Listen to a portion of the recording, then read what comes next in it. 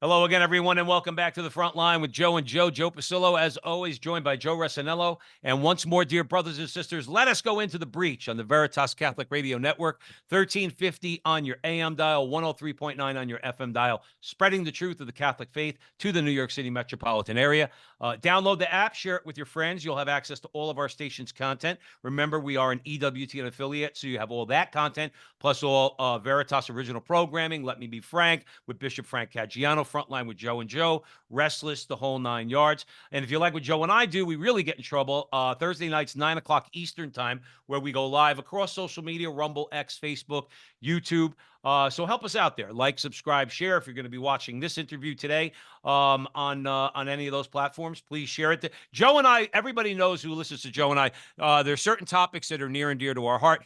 Talking about history is particularly fun to us, and we've had a couple of really good historical conversations with Mike Aquilina, who we are welcoming back to the program. And Mike has written a new book. It's out from Ignatius Press, and the title is Rabbles, Riots, and Ruins, 12 Ancient Cities and How They Were Evangelized. Now, Joe Resinello, I think that's a fascinating topic, all right? And we always talk here at the show. We should know not only the faith, we should not only know how to defend the faith, we ought to know the history of Christianity, which is let's face it, up until 1517, is the history of the Catholic Church, okay? So this is an important topic. Mike Aquilina, welcome back to the front line with Joe and Joe. Thanks for having me back. You guys never learn. That's true. We're glad we're Italian from North Jersey. But you're Italian too, anyway. Mike Aquilina, for those of you who are not familiar, is the best-selling author of many books on a wide range of topics. He's the executive vice president of the St. Paul Center for Biblical Theology, and serves as contributing editor of Angelus News and general editor of the Reclaiming Catholic History series. He hosts the Way of the Fathers podcast and has hosted 11 EWTN television series. So Mike knows what he's talking about. With that, we're going to hand it over to Joe Resinello, and we're going to have a great conversation. Mike, we always begin our conversations with a prayer to Our Lady in the name of the Father, Son, Holy Spirit. Amen. Remember, our most gracious Virgin Mary, never was it known that anyone who sought your help or sought your intercession was left unaided. Inspired by this confidence, we fly unto you, a virgin of virgins, our mother. To you we come, for you we stand, sinful and sorrowful. Mother of the Word incarnate, despise not our petitions, but in your clemency hear and answer us. Amen. In the name of the Father, Son, Holy Spirit. Amen. Well, as Joe Pasillo mentioned, Mike's been on the program many times. He, not like we're somebody, but he was on our show when we were nobody. So we love Mike, and now we're quote unquote somebody. So whatever that means, he's still with us. We love him. You know, as Joe also said, this book, the title of it, Rebels, Riots, and Ruins, jumped out at me as well. Mike, for people who may not know, is from Scranton. I went to the University of Scranton, and when I saw that, I said to myself, that sounds like my college years. I thought he was writing about me, but he's not. He's talking about history, and that's what we're going to be talking about today. So with that, Mike, I think I know where you're going with regard to this title, but enlighten us, why this book now, and tell us what you mean by Rabbles, Riots, and Ruins. Well, I'll tell you what, that was not the title of the book until the very last minute when I sent the book out. And I don't know why, but I was about to send the manuscript to my publisher, about to press that button, and that title just came to me. And I said, that's the title that has to go on there. Opened the file again and typed in that title and sent it out. And I think it was an inspired moment because so many people have responded to the title. And the reason for it, I think, is this. When we were in school, we were often taught history in a very boring way. Memorize these dates, fill in this timeline, identify these points on the map. And it was all about, just memorization of lists and that sort of thing. And history isn't that way. History is exciting. It's dynamic. It's a story. And that's what I think that title communicates, that it's a story. Not only is it a story, it's a crazy story about rabbles, about riots, and about ruins, right? And these are the things that that I associate with the history of Christianity in those early years.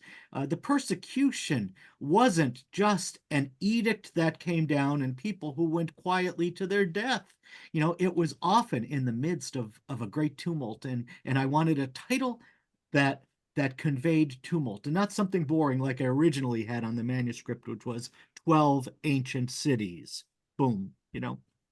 Mike Aquilina is joining us here at the front line with Joe and Joe. Please, now not only please go out and buy the book from the publisher, which is Ignatius Press, Rabbles, Riots, and Ruins, 12 Ancient Cities and How They Were Evangelized. But please, as Father Fessio likes to remind us, tell your local Catholic bookstore, your local parish, go and buy a couple. Mike, I have to confess, I haven't had the opportunity yet to read the book. Okay, so I'm going to ask you a question that I should know the answer to. So when I read that title, the first city that comes to my mind is Jerusalem itself.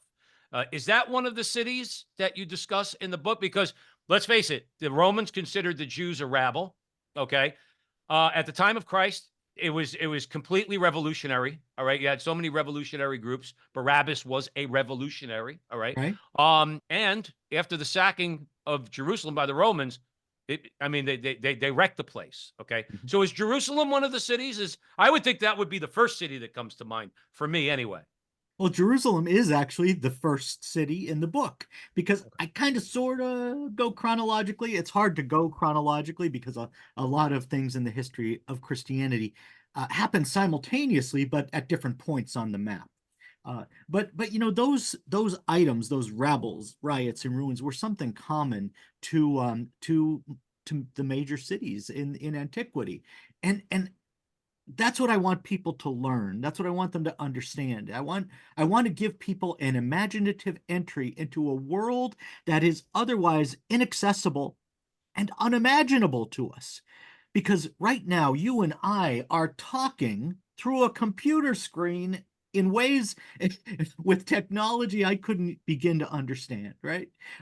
We can communicate this way. When we want news in the morning, we just open our laptop or look at our phone and we look at a feed that gives us instant news from all around the world. If we're a little old fashioned, we get the newspaper from our front stoop or we turn on the television. But none of that existed in the ancient world. So if you wanted news, what you did was you left your house and you went to some public place like the town square, like the forum, like the marketplace, and you stood around or you sat around by a fountain. You made yourself available to other people, or you sought other people out and you talked. And if people had just traveled, had gone abroad, they would tell you about their experiences there. They'd be ready to tell that story because they'd know people would be interested in it. If people were visiting from another town, they would tell you the news from that town, or things they'd heard from abroad. So this is how you got your news. That was your news feed every morning. You'd go out there and feed on the experiences of your neighbors, right? But that could easily go awry. And maybe you've had experiences with cranky neighbors at different points in your life. But you're having this conversation, and say you're talking about your faith, about Christianity, which is illegal. That could get into a heated conversation soon. Heated conversations lead to arguments. Arguments in public places lead to taking sides. Taking sides can draw a crowd and can lead to a riot. Okay? Riots were a fairly common event in cities back then because it was a response to the news. Now we get out all of our rage on social media. But then they took it out on each other, and the authorities were often scared of riots because you never knew where they were going to go, what property they were going to destroy, or the people who might be harmed, like the authorities. It's funny. I'm going to hand it over to Joe, Mike Aquilina. When you talk about, let's say, going into the market and going and talking to people, in our lifetimes, we've seen that the technology, like you said, has changed so much. It's like, but there's a tremendous amount to be said for that human interaction where you go to the coffee shop or the barber shop or something like that. And guys who might have already gotten their newspaper back when we used to actually read newspapers, which I miss those days, then sit around and they talk about the news. Like you said, though, now it's a matter of just going on social media, and we all do it. We do it. Joe and I, we try to expand our audience. We're answering people online. There's kind of like nothing like sitting down with a nice cup of espresso, all right, or maybe perhaps a scotch, and talking about the news of the day. We should bring that back. Joe Rossinello, where do you want to go with Mike Aquilina? It's funny when you were telling that story, Mike, I was thinking, obviously we live in America. Everyone has phones. I don't have a phone. By the way, I found out today on social media, Jesse Ventura doesn't have a cell phone too. So me and Jesse, the body Ventura, don't have cell phones. There's two of us on the earth. So I thought I was the only one. I heard Jesse does not have one, so I'm in good company. Anyway, when I was in India, what they used to do, it reminded me of something you were saying. People would like post the newspaper on the wall. And interestingly enough, what they would do, these shopkeepers, is because obviously poor sections of India, don't have technology, and a lot of people can't even afford a newspaper. So what they do is they put the newspaper up against the wall and they have a rope burning slowly, and that's how people light their cigarettes. I thought that was the craziest thing I've ever seen. But it reminded me of what you were talking about, how people used to communicate. They always communicated. They're still communicating. But in your book, you draw a lot of ties from the ancient world to modern world. What were some of the issues that these people had with the Catholic Church? Because these issues still exist today, whether you're lighting your cigarette with a rope, or basically you're in Manhattan at a Starbucks and you're texting everybody. Everyone's got issues. There's a common thread. You link those threads in this book. What are some of these common issues? Well, Rome was trying to do something ambitious, right, in maintaining an empire that spanned continents, right? It was intended to be worldwide. All of these people in these different places, different languages, different cultures, different backgrounds, they were all supposed to become good inhabitants of the Roman Empire, and you couldn't really count on that, okay, because there were nationalist movements then, as there are now. There were threats to Roman domination. We see that in the New Testament, and Christians were always suspect because they wouldn't do what was considered their patriotic duty at the time, right? They wouldn't make simple sacrifices, just burn a pinch of incense to the emperor's genius, to his personal protector god, right? They wouldn't do that. They wouldn't do that, and they, as a matter of fact, they wouldn't take part in idolatrous activity that was offered to any of the gods. And this was seen as suspect because it placed them outside the mainstream of public events. When you think about what we do today when we have sporting events, for example, we begin with the national anthem, right? Back then, they would begin with a procession in honor of one of the gods or many of the gods. That's how sporting events began. So Christians kind of took themselves out of those activities. They said, you know what, we're not going to be a part of that. Once you do that, you become suspect. You're out there. You may be treasonous. You may be plotting against the emperor, and especially because the Christians had these secret meetings behind closed doors. At that time, pagans were not allowed to attend the Eucharist. They were not allowed to attend the Mass. So, Christians were doing these things behind closed doors that started rumors. Sometimes mobs would get upset about them because they'd heard these rumors and they'd want to throw them out of town. They'd want to kill them, and they did. And we have plenty of accounts of those things happening in the first several centuries of the church. Mike Aquilina is joining us here at the front line with Joe and Joe. We're discussing his new book, Rabbles, Riots, and Ruins, 12 Ancient Cities and How They Were Evangelized. Mike, we'll get into the evangelization aspect of it because, I mean, that had to be a pretty rough go. I mean, hey, look at St. Paul. If we want to see what, how difficult that was to do. But we mentioned Jerusalem. What are some of the other cities that you talk about in the book? Well, when I originally conceived the book, I conceived it as a book about the four major cities of ancient Christianity. I was going to do Jerusalem, Rome, uh, Antioch, and Alexandria. Those four, okay. They were four patriarchal sees. They were the four first cities of the Christian church. And but the more I got into it, the more I wanted to do, well, okay, maybe a fifth city and then a sixth. And by the time I actually got around to writing the book, which was more than a dozen years. It might have been as many as 20 years that I was thinking about this book. I had a long list of cities I wanted to do, and it would have been a huge book. It would have been unwieldy. Um, so I pulled it back. I decided to scale it back, and 12 is a nice number. It's a dozen, 12 tribes of Israel, 12 apostles, 12 cities in my book. But I did include those four major cities. What I did was break it out to others, including some Greek and Roman cities, but also some outliers like Echmiadzin, an Armenian city, and Edessa, a Syrian city, so that people would see the some very different cultures and how they figured in the great scheme of the early church's history. Absolutely. So the book, remember everybody, please buy it from the publisher, Ignatius Press, or tell your local Catholic bookstore to buy a few copies, put it on the shelves. Remember, Rabbles, Riots, and Ruins, 12 Ancient Cities, and How They Were Evangelized. Joe Resinello. Let's talk about the persecutions that took place in these cities. Clearly, Jerusalem was hostile to the early Christians, but that's not the only outlier here. Many of them were hostile. Many Christians were killed. But the interesting thing here is there was a huge increase in the faith. It was Mhm. almost like an inverse relationship.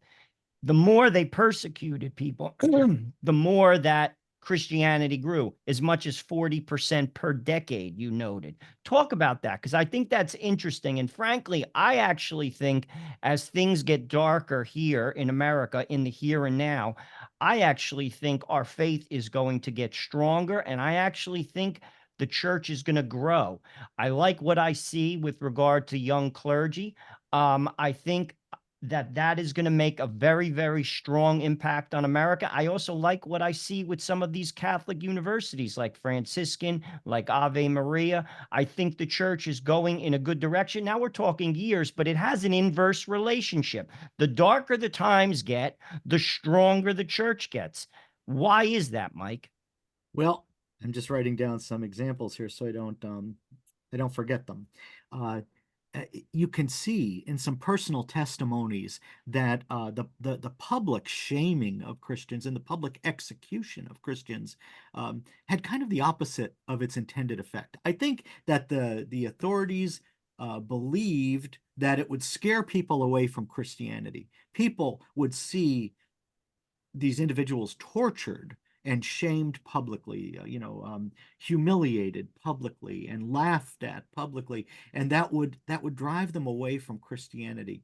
But because these people identified with Jesus Christ and went to their death with a smile on their face, went to their death willingly and sometimes even eagerly, it made an impression because in general people don't do that. That's not something we see every day. So Justin Martyr talks about how he had all the prejudices against Christians, because they were superstitious and they were, outside the mainstream. But then Justin saw some Christians martyred, and he saw their courage, and he saw their happiness. And courage and happiness were not things that he was used to seeing in great abundance in his society at that time. And when I say at that time, we're talking about the early 100s. This is very early in the church's history.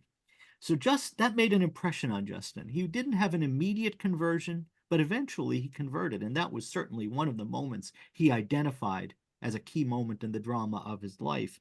And there are others that are like that. There are the martyrs of Lyon in Gaul, which is now France, right? They were also publicly executed over the course of days. In some cases, these Christians just hung on. They didn't die when they were supposed to die, and so the torturers had to bring out new and improved tortures to kill them. And people watched these people die slowly, and the longer it took, the more they marveled at their endurance and their courage and their happiness, because these were things in short supply.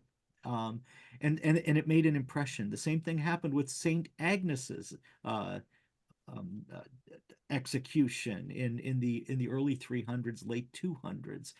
That it was done in Rome. She came from a noble family. She was a beautiful little girl. She was a little girl. She was maybe 11, 12, 13 years old, right? Very young. And yet she was shamed publicly. She was tortured publicly. She was executed publicly. And they say that that may be the event that turned the tide of public opinion away from an attitude of persecution toward an attitude of sympathy and even admiration in the city of Rome. That's what it took to change the hearts of the Romans. In the late 100s, Tertullian, a North African Christian, observed that the blood of the martyrs is seed.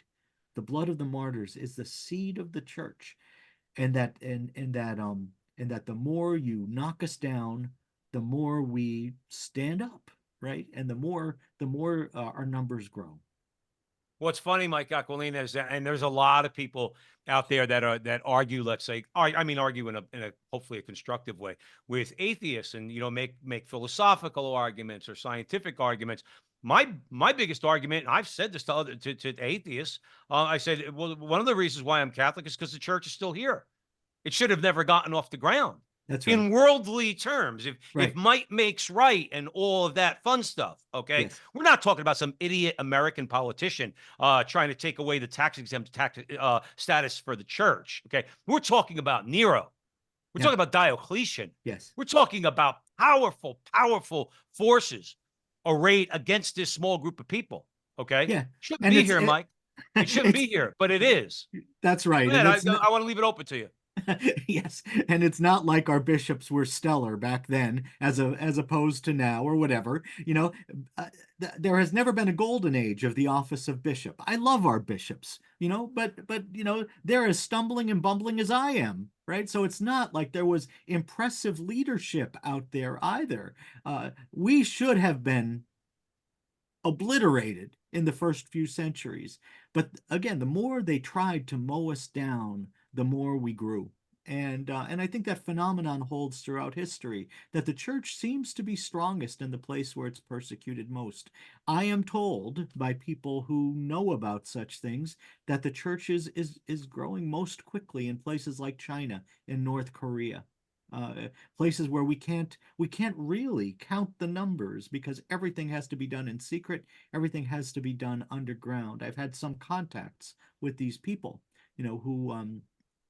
who have encountered the church there, and I marvel at the courage, and I marvel at the stories that I hear about things that are going on in our own day. I think that we prize the church. We place a high value on it when it costs something. Well, I want to throw it over to Joe for a couple minutes before the break, Mike. But what it reminds me of this, when people feel a bit, and again, I'm guilty. I'm going to raise my hand. When I feel a little bit of despair, a little bit of hopelessness, there's powerful forces in the world. You mentioned China. You mentioned North. These are totalitarian states, okay, where you don't have any real freedom. And Joe and I, we were talking the other day. I forgot who we were talking to. Remember that the the beginning of the end of the Soviet Union was a Catholic mass said in public in Poland by the Pope. Yes. That Yes. was not a bullet fire, not a gun, No. not a gunshot.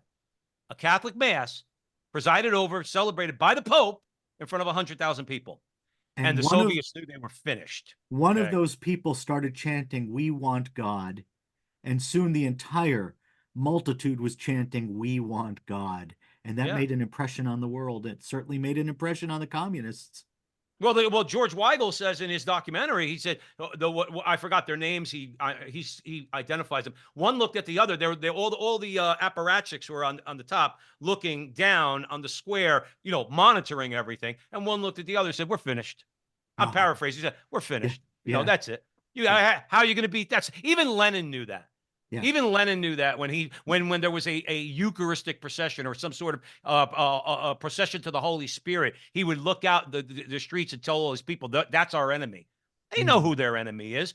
Unfortunately, sometimes we don't know who our enemy is. Our enemy is the world and the devil, okay, and the flesh. And like you said, these are people who gave their lives. Nobody gives their life knowingly gives their life for a lie.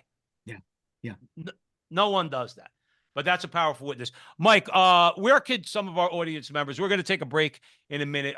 Take a minute. Let our audience members know what you have going on. Aside from this book, which if you're just joining us here at the front line with Joe and Joe, this book is Rabbles, Riots, and Ruins, 12 Ancient Cities and How They Were Evangelized. Joe, at the other side of the break, let's talk about the evangelization aspect. That's available at Ignatius Press. We would encourage you to also buy it from the publisher, but also get your local Catholic bookstore in your parish to buy a few copies. Put it on the shelf. Mike, what else do you have going on right now? And also, what else are you doing as far as other media is concerned? Well, I'm always keeping busy. I have a lot going on. I do a lot with the Archdiocese of Los Angeles, especially with their magazine, which comes out twice monthly, Angelus News. That's online as well as in paper. And I do a lot of writing for them, and I'm a contributing editor. I also do a lot of video, a lot of audio for the St. Paul Center for Biblical Theology, which I've been with since its founding. And yeah, that's the thing. I do a lot of speaking. I try to keep busy online and that sort of thing. We have a lot of work to do. And we're doing our part, Mike. We're glad that you're doing yours. Again, Mike, we say all the time, and we're not just saying because you're here. Joe and I, when we have people on like yourself, we learn as much as our audience does. In other words, we need this is part of, like I said in the beginning, knowing not just our faith but our history. Is one of the ways that we equip ourselves to fight the spiritual battle that we're in. And if anybody doesn't think we're in a spiritual battle, please go look out the window.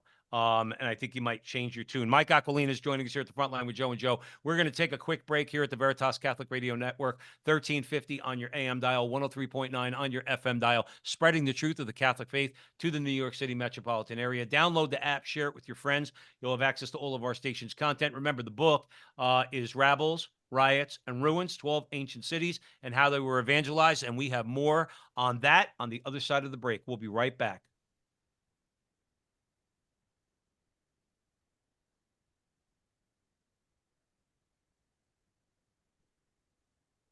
Welcome back, everyone, to the front line with Joe and Joe, Joe Pasillo and Joe Resinello, way in the breach on the Veritas Catholic Radio Network, 1350 on your AM dial, 103.9 on your FM dial, spreading the truth of the Catholic faith to the New York City metropolitan area. We're with Mike Aquilina, a friend of the program. He has written a new book, Rabbles, Riots, and Ruins, 12 Ancient Cities and How They Were Evangelized. Ignatius Press is the publisher, so please buy it from the publisher. Joe Resinello. Before we get into the evangelization piece, I know Joe wanted me to talk about that because clearly a lot of these cities, even though they were being persecuted, did a great job with regard to spreading the message of Christ. I want to kind of draw a little tie to what's happening now with regard to persecuted cities and countries. I don't know if people realize that Catholics are being martyred to this day. I don't think people understand how large of the numbers of Catholics that are martyred. You look at countries like the Sudan, Nigeria, Egypt, like Catholics, it could be even over 100,000 a year are killed. Yeah. Let's look at Canada. Let's look at France. Churches are being burned, a lot of them, and they call it a coincidence. I don't think it's a coincidence. Let's look at pregnancy centers in America. Hundreds of them are being vandalized. People inside there are being terrorized. These are places that help poor women when they have children. They give out diapers. These are good people, and they're being terrorized. That's in the here and now. Yeah. Talk about that, because I do think there's a bridge to your book and to what's happening now, because I don't know if people even think about that, because sadly the mainstream media doesn't focus on it, but that doesn't mean it's not happening. Yeah. And I think that that's something that comes up again and again in the stories of these cities, that we see there was a kind of social pressure on Christians, individual Christians as well as the church, that that they face some government activity, but the government could also look the other way, and they could kind of wink at at mob activity that went on, at at lynch mobs, that sort of thing. That was something that was fairly common in that world. And that's what we see in the story, for example, of the Martyrs of Lyon, that it began as a kind of lynch mob activity.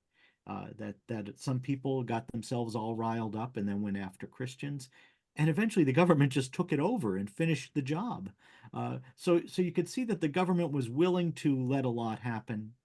Things weren't really prosecuted. I remember once I was sitting in an airport talking to a Dominican priest who was coming back from Pakistan after spending decades there. And he said that he learned very early on that any crime committed against him would not be prosecuted. So people felt free to steal things from his house, to break into his house and steal whatever they wanted. And he knew that these crimes would not be prosecuted. He said it was a gift, and it made him happy because he became detached from everything, and he came to understand the wisdom of not owning anything. So it made a saint of the man, remarkable man, and and I think that was the case with the early church. It's what gave them their joy, understanding that they were free from attachment to earthly things, even their life. That they could be willing to give it up if called to do so. That doesn't mean that they were rushing out to beg people to kill them. As a matter of fact, we find in the stories of the martyrs that sometimes when people went forward eagerly and presented themselves, rather than waiting to be discovered or whatever, that they would suddenly lose courage when they faced the actual moment, when death was supposed to come to them, that they would lose their nerve, because they were trying to do it on their own steam.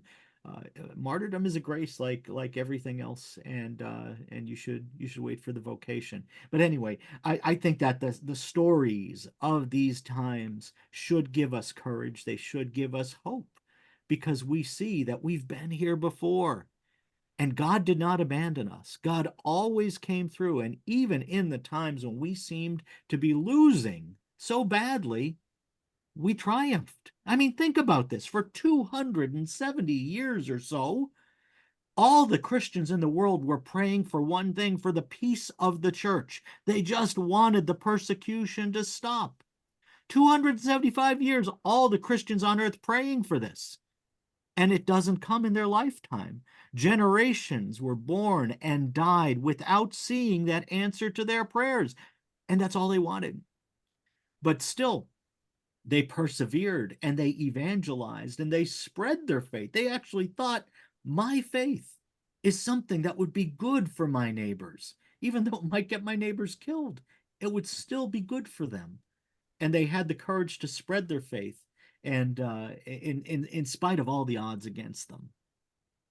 Mike, what's funny is, and you're an historian, is I love when people, and I get the temptation, oh, we live in the worst time in history. But when you talk about your book, when you talk about, these ancient cities, the parallels are striking. History, what did Marx say? Marx said a couple things actually that were pretty funny. What was one of history? History repeats itself. First is tragedy, and then is farce, or it's like this is farcical what we're going through now. Okay. Yeah, there's legit persecution. Don't get me wrong. Okay. I'm not saying that. And we talk about sacrificing things on our end. And I'm not saying that they're not good sacrifices, but we know that there's people in the world that are being killed for their Catholic faith. That's right. Okay. But at the end of the day, this is almost a joke what's going on now. When it was happening the first time, as you're pointing out in your book, on the surface, I mean, it looks tragic. I mean, you're talking about the power of the Roman Empire coming down on people, on Christians. Let's go here. Evangelization. Mm-hmm. You're evangelizing through your knowledge of history, and you're writing books, and you're talking, and you're on media and everything else. Joe and I are trying to evangelize by doing what we do. Okay, not that we only talk about the faith, but people know we're Catholic men, regardless of what we're talking about. We're trying to bear a proper witness to the faith in our own way, and hopefully have an effect on people. That's a lot different than going into some of these cities that you wrote about I mean, and long before the New Testament, Jonah wouldn't go to Nineveh. Okay. Mhm. I mean, that would be like telling Joe and I go to preach against gay marriage, go down into a bar in the West Village. Yeah. Not exactly going to be a welcoming environment. Mm-mm. So talk about the difficulties that many faced, early Christians faced. We know about St. Paul, but I'm sure there's others, which hopefully you'll tell us about, that had to go into these cities and evangelize them and the challenges that they. Yeah, I go back to what we said, we were talking about earlier, that there was a public dimension to ordinary life back then that we can't imagine now. It was hard to be entirely private about the things that were most important to you, because you had to go out every day, you had to go out to get water, you had to go out to get bread, you had to go out to get a lot of things that you needed to get by in life. And when you went out, you were there in public and you were talking to your neighbors, and that was what publicity was at that time. Okay, you're facing your neighbors. So you were put in this situation, and people wanted to talk. They wanted to talk about what was important to them, what was important to you, and eventually, they'd find out what was important to you. I think that people can recognize Christians often without ever talking about religion, right?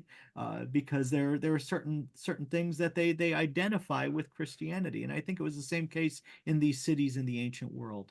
They recognized a certain peace. They recognize a certain joy.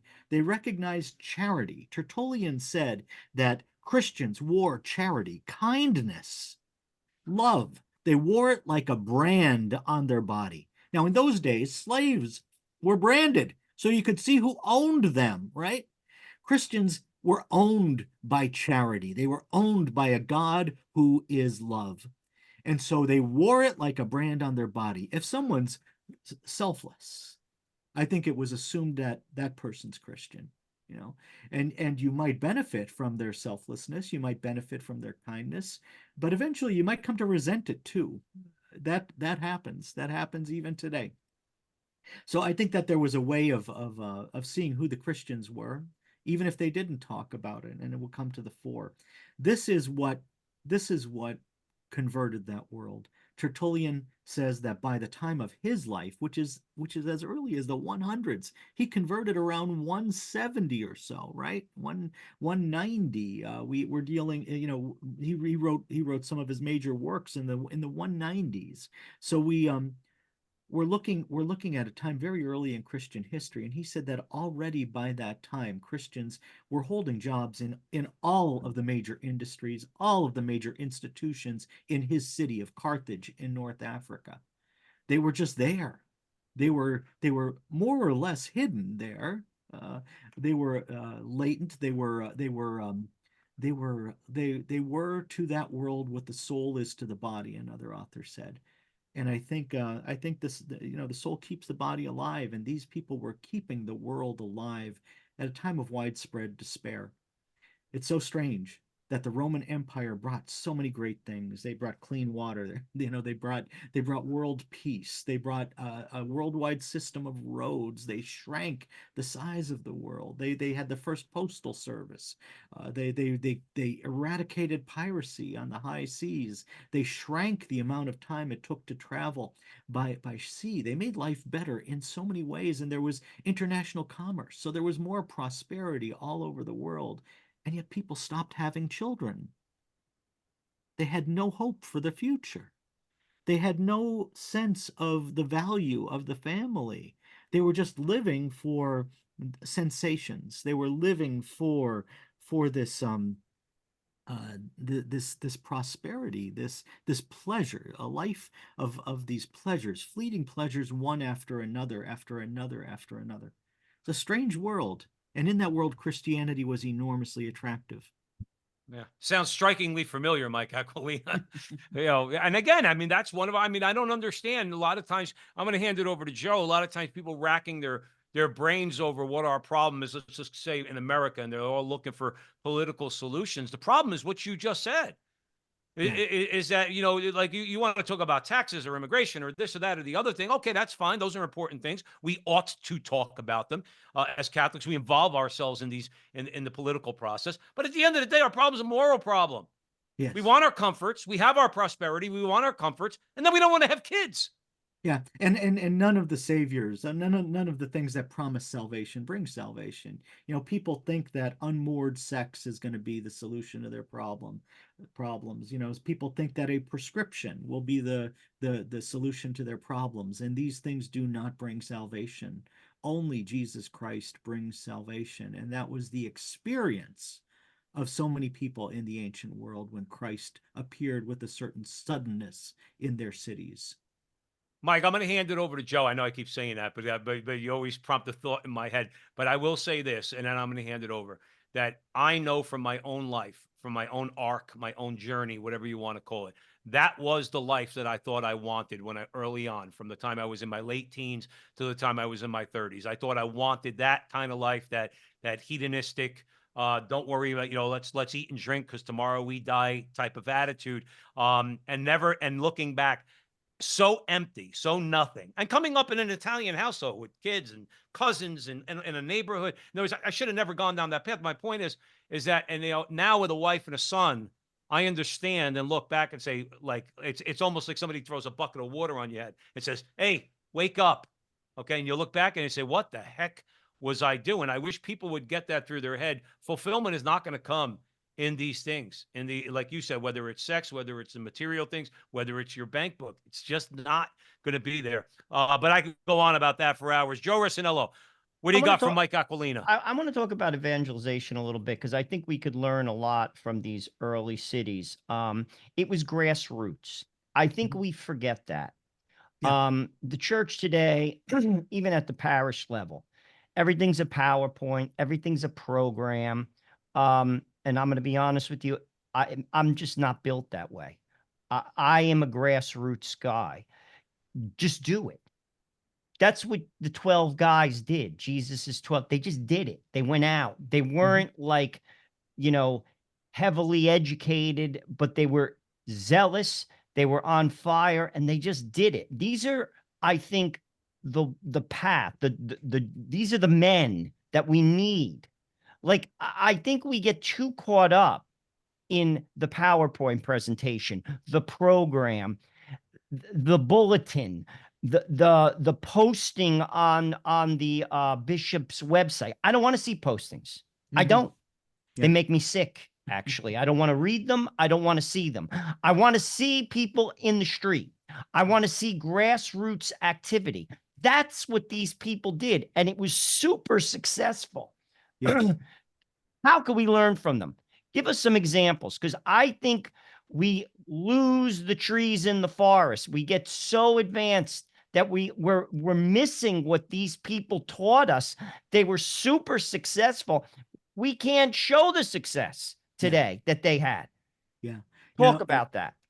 uh, I couldn't agree with you more, and I admire a lot of these programs that are out there in parishes, and I think it's great that that pastors want to do this, and that people want to do it because they want to find a way to evangelize. The difficulty is that so many of us are so isolated now.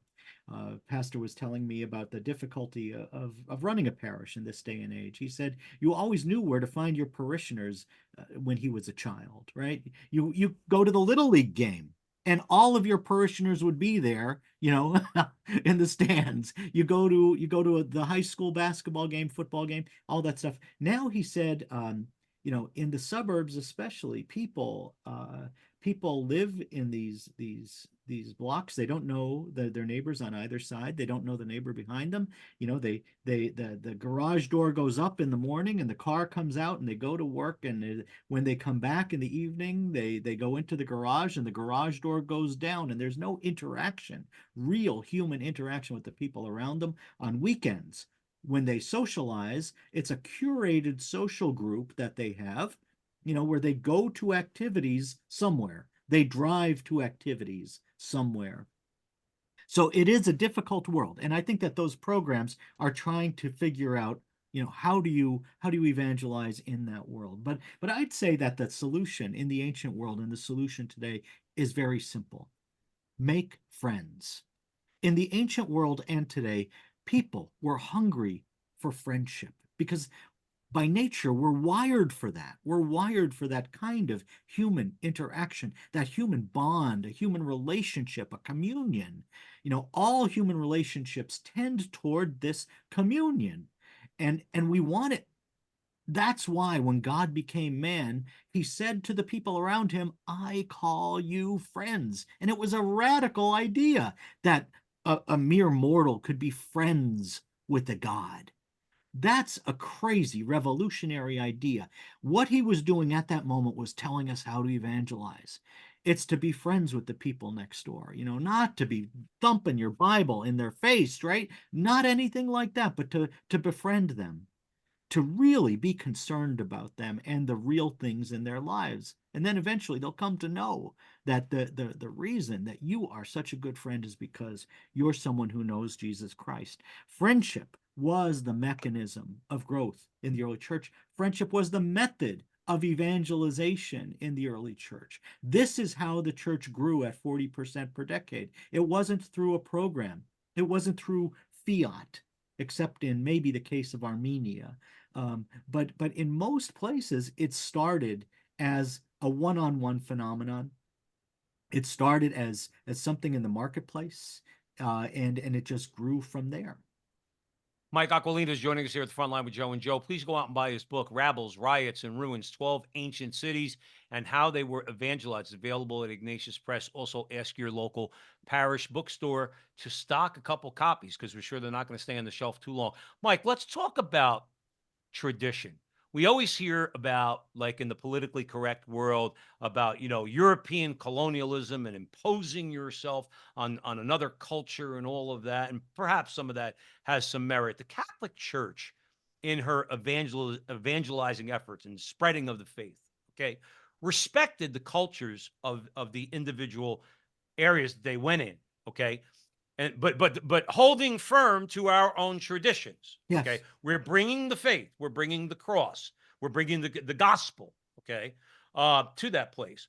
But the church also was very open and respectful of the cultures of the indigenous people. How effective was that back in the day, and in your book, in helping in the process of evangelization, where it's not like Rome coming in and saying, even though Rome was respectful, also, don't get me wrong, but in other words, it's like dropping the hammer, or like a lot of the narrative is, well, the Catholic Church went in there and just made people believe this, that, and the other thing. Okay.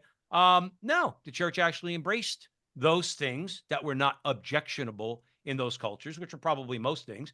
And, but also we're bringing the faith at the same time. Talk about that. I always found that interesting because I think the church gets a bad rap when it comes to that. Absolutely. There's an ironic twist to history here because yes, the church would come in as an outsider. It would come into these places, and it would and since it came from Jerusalem, it came from a quarantined society like Judaism, right? It came out of that and into many places on earth that were not Jewish countries, right? That couldn't recognize it as something native, and in every place it adapted, it enculturated is the word we use. That it became a Syriac thing, it became an Armenian thing, it became a Greek thing, it became a Latin thing. All of these different cultures, uh, you know, uh, expressed themselves in a Christian way, learned to express themselves in a Christian way. And a funny thing happened. Christianity became the thing that preserved the culture and enlivened the culture. So like, think about Armenia or think about Ethiopia. They developed their written languages in order to have a book of the liturgy, to have a book of the scriptures. That's why they developed their written languages, and the language became a vehicle for preserving the ancient culture. So we would have lost so much of Armenian culture, of Ethiopian culture, if Christianity had not kind of created this need for written literature. And it's the same thing even in the West, where we see that the Latin language was preserved primarily in the liturgy and in the canon law and in the correspondence of the church. Long after Latin was an otherwise dead language, the Roman tradition was preserved within the church.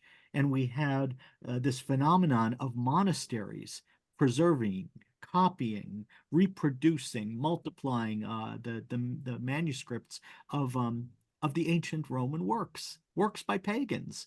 So Mhm. Christianity becomes the thing that preserves the local culture and makes it something new, enlivens it, renews it, gives it a reason to go forward. I love that about our church, that it's just at home everywhere in the world. Well, it's universal. I mean, is it like you just Paul goes to the marketplace in Athens, Yes, and he starts with a philosophical concept because he knows that's what they're going to understand. yes, He but doesn't it's start with the.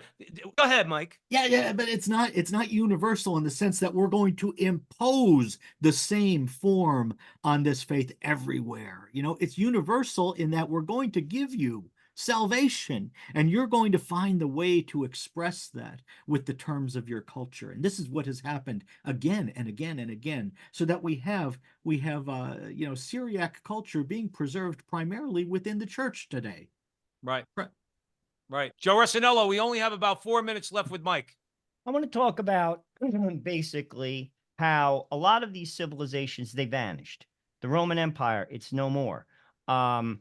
And just to use an example, we could talk about the French, had an empire, a universal empire around the world. It's no more, but the church is still here.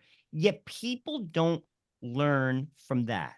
Mm-hmm. You can't destroy the church. It's impossible. Yet the New York Times will tell you otherwise. Yes. Like, talk about that because it's a lesson that should be so obvious that's missed. Yes, and it's funny because I have a dear friend, a neighbor who's kind of addicted to television news. He keeps the news channel on all day, and he just feels like the situation with the church is so dire, and that I should be apoplectic about it. And I keep telling him the situation with the church is always dire in a sense, because we always are working against the odds. We're always fighting an uphill battle, and and that's just the way it's always been. But I say, hey, you know what? Nobody ever went broke betting on the long-term endurance of the Catholic Church, because we've managed to survive all of these things, and not only survive but thrive even through the worst of times. And as I said before, sometimes it seems that we do better in the ages of persecution than in the ages of prosperity, when we have ease as Christians, when we're in charge. It's in those ages it seems that we become most corrupt. Mike, a quick comment, and I'd love to know what you say. But in the times, and when times are rough for the church, isn't that historically when God has raised up saints? Yes, yes. I think we always get what we need. We always get what we need, and sometimes we get what we deserve too. But God is giving us what we need. At the same time, he's offering it to us. We're just not accepting it, because in the times of ease, in the times of corruption, God offers us reformers. And you can look at the pattern through the Old Testament and the Bible. We tend to refuse them. You can see that pattern repeated and fulfilled in the New Testament as well. Well, it continues through the life of the church. We should be able to recognize it because we read the scriptures at every Mass, Old Testament and New Testament, and they teach us that this is the pattern in human history. When we have it really easy, as you pointed out, Joe, earlier in the show, we do today. We have it pretty easy. We whine about the challenges we have, but they're not all that bad, especially here in these United States of America. What we should be doing is using the resources, the abundant resources that we have right now, for evangelization, for the good of the church, and for the spread of the gospel. We should be learning from those ancient ancestors, and putting everything, at the disposal of the spread of the gospel. Absolutely, Mike Aquilina. If people understood that if we had a society that adapted, conformed to gospel values, okay, things would be a lot better. You wouldn't have to worry about November 4th or whatever day election day is now. Yeah. You wouldn't have to worry about that so much if we actually had a society that listened to Scripture, listened to the church. Mike Aquilina, the book, is Rabbles, Riots, and Ruins, 12 Ancient Cities and How They Were Evangelized. Where can our folks buy it?